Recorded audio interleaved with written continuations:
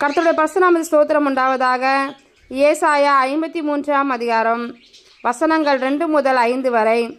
இளங்கிளையைப் போலவும் வறண்ட நிலத்திலிருந்து துளிர்கிற வேரைப் போலவும் அவனுக்கு முன்பாக எழும்புகிறார். அவருக்கு அழகும் இல்லை, சௌந்தரியமும் இல்லை. அவரை பார்க்கும்போது நாம் அவரை விரும்பத்தக்க ரூபம் அவருக்கு இல்லாதிருந்தது. அவர் அசட்டை பண்ணப்பட்டவரும் மனுஷரால் புறக்கணிக்கப்பட்டவரும் துக்கம் நிறைந்தவரும் பாடு அனுபவித்தவருமாயிருந்தார். அவரை விட்டு நம்முடைய முகங்களை மறைத்து கொண்டோம். அவர் அசட்டை பண்ணப்பட்டு இருந்தார், அவரை எண்ணாமற் போனோம். மெய்யாகவே அவர் நம்முடைய பாடுகளை ஏற்றுக்கொண்டு நம்முடைய துக்கங்களை சுமந்தார். நாமோ அவர் தேவனால் அடிபட்டு பாதிக்கப்பட்டு சிறுமிப்பட்டவர் என்று எண்ணினோம்.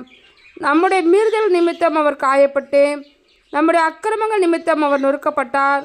நமக்கு சமாதானத்தை உண்டு பண்ணும் ஆக்கினை அவர் மேல் வந்தது. அவருடைய தழும்புகளால் குணமாகிறோம். ஆமேன். அல்லேலூயா. கர்த்தர் உங்களை ஆசீர்வதிப்பாராக.